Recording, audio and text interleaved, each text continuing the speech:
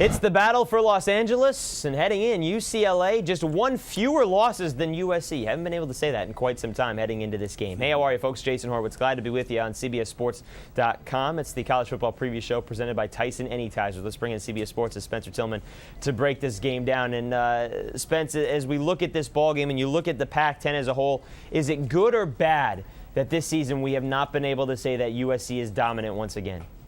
I think it's good for everybody else. If you're Oregon, certainly. If you're Arizona, who played Oregon tight last week, anybody in the Pac-10, because it's really the last decade has been all about USC. So this is an opportunity, and these teams have got to step up. And it's a mess right now in the Pac-10 in terms of who's going to merge and decide the other half of that Rose Bowl. But that's fun for me. I think it's a good thing. Well, it all comes down to the Oregon State, the Civil War, and it'll be December 3rd. Whoever wins that will play Ohio State in the Rose Bowl. As for USC, Spence, if they win this game against UCLA, if they beat Arizona at home the following week, they can still finish 9-3. Is this just a one-year thing for Pete Carroll, or do you think that the rest of the Pac-10 will have caught up to them, and this could be a competition year in, year out for some years to come?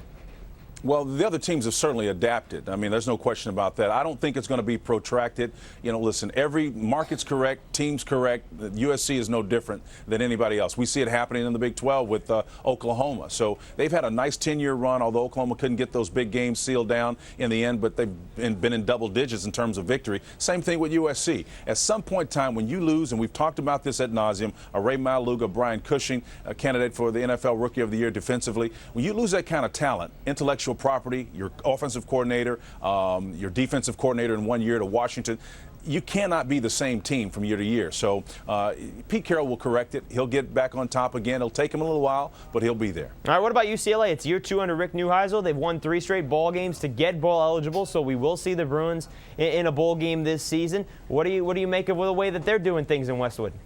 Well, they're in a nice little, 3-game run, I think, and they've had it against the cellar dwellers of that conference, no doubt about that, but it's still a victory. And when you're dealing with 18, 19, 20-year-old kids, it's all about confidence, and they don't really care who those victories come against. Yeah, you'd like those wins to come against maybe some of the top shelf competition to kind of validate what you've done, but a win is a victory, and it counts the same on the record. So I think Rick Neuheisel and Kevin Prince has got a good quarterback. Obviously, Norm Chow knows what he's doing on that side of the ball, and he's certainly familiar and has some motive and incentive to do well against his old employer there at USC and Pete Carroll. So I think it's going to be a fun game to watch, a crosstown rival that is going to be exciting for both sides, and I think UCLA couldn't be in a better position to chip away at a faltering USC team, at least in recent weeks. Maybe in a good position. They're feeling good about themselves. USC's coming off a bye.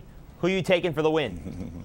I can't go against USC. I mean, I like UCLA, but those wins have come against some of the cellar dwellers. I think they rebound as the Trojans, the men of Troy, and they're going to get that night win. All right, we'll see how it all plays out. If they win this and then beat Arizona, you're talking about going probably to the Holiday Bowl in San Diego. Folks will be thrilled to have him down there. Spencer T., thank you very much, sir. All right, Jason, we'll see you, buddy. All right, folks, for more on this game, stay right here with CBSSports.com. That'll do it for the college football preview show presented by Tyson Anytizers, the Meanie Good Man Snack. For Spencer Tillman, I'm Jason Horowitz. Take care, folks.